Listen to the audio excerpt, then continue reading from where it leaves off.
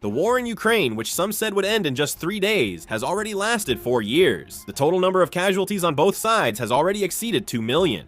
But the war shows no sign of ending. Today, let's take a closer look at this issue. Let's get right into it. But first, those who got international news fastest in Korea, subscribe to Census Studio. For quick updates, hit subscribe. February 24th, 2022, exactly 4 years ago. Russia, under the pretext of a special military operation, advanced into Ukraine from 3 directions: east, south, and north all at once. As a result, the world officially entered a new Cold War. It's no exaggeration to say that most of the major global events happening now were triggered by the war in Ukraine. The Ukraine war has had an enormous impact on us. In 2022, the changes on the front lines were extremely rapid. The Russian army pushed all the way to Kyiv, the capital of Ukraine, and Kyiv was on the verge of falling. However, at this time, the Ukrainian army miraculously succeeded in driving out the Russian forces, and from a certain point, the front lines became limited to the Donbass region. Due to several factors that led to the failure of Ukrainian counterattacks, the Ukrainian army was also unable to properly push back the Russian forces. As a result, the situation has continued as trench warfare, with both sides repeatedly pushing and pulling against each other. The war in Ukraine has now reached exactly 4 years, which means it has lasted even longer than the German-Soviet War during World War II.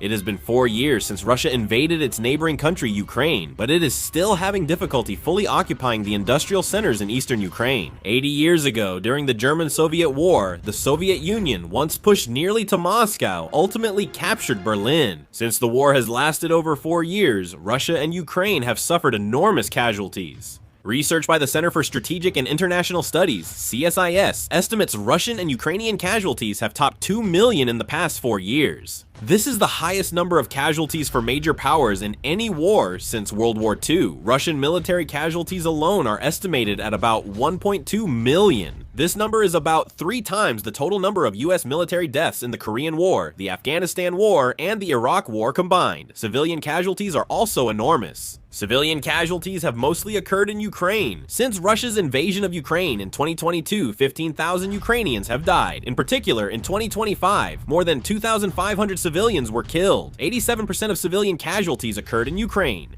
The refugee issue is also serious. According to the UN Refugee Agency, 10.6 million Ukrainians have become refugees. Considering Ukraine's total population is 41 million, that means 25% of the population has become refugees. Of these, 6.9 million have left the country, and 3.7 million have become internally displaced within Ukraine. The problem is that no one knows when they will be able to return. In particular, since a large proportion of them are young women and children, if this situation continues for a long time, the population structure itself could be distorted. With both a labor shortage and a decline in birth rates occurring at the same time, there are concerns that even the driving force for post-war reconstruction could be weakened. Above all, despite sacrificing so many troops over the past 4 years, the advance of the Russian military has been very slow.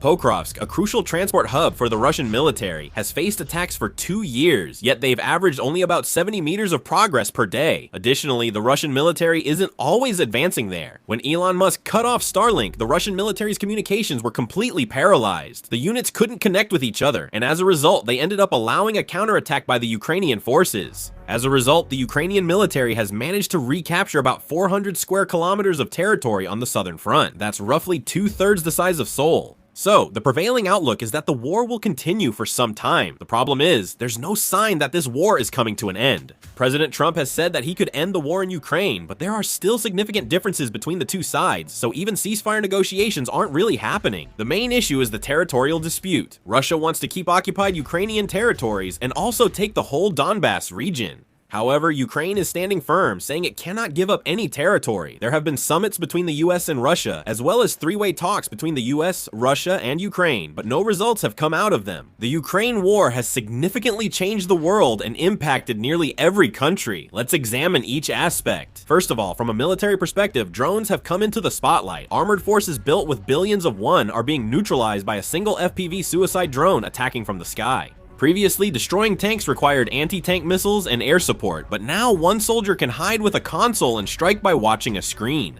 The front lines now resemble World War I trench warfare, but drones hover overhead constantly. Any trench movement is instantly detected by thermal cameras and shared live. Soldiers direct fire by watching drone screens instead of seeing for themselves. If a shell misses, the angle is adjusted within seconds. With AI-based target identification technology added to this, human judgment is becoming less and less involved. Autonomous attack systems that track targets and follow preset routes without needing communications are now used in real combat. After witnessing this, militaries worldwide are reconsidering whether to keep large armored divisions or create separate drone units, sparking ongoing debate. Another major change brought about by the war in Ukraine is the reorganization of the world order. After this war, the international community is rapidly shifting toward a bloc-centered structure. A symbolic scene is the expansion of NATO. Finland and Sweden, which had long maintained a policy of military non-alignment, joined NATO. In particular, Finland shares a border of over 1,300 kilometers with Russia. For Russia, the buffer zone has disappeared, and NATO's military infrastructure has reached right up to its border. Rather than weakening NATO, the war has actually resulted in strengthening its unity. Russia is strengthening strategic ties with China by redirecting energy exports and expanding military and economic cooperation to counter Western sanctions. Internationally, the Western Alliance and the Russia-China bloc are becoming more distinct. An interesting point is that in this process, the so-called Global South countries are carefully adjusting their positions. India, along with several Middle Eastern and African countries, is choosing diplomacy based on practical interests instead of aligning with one bloc. They balance buying energy from Russia and cooperating with the United States on security. As the world moves into blocs, even neutral countries face pressure to choose sides. The war in Ukraine is disrupting the international order, becoming more than a border conflict. It is accelerating global blocization. But let me pose a question.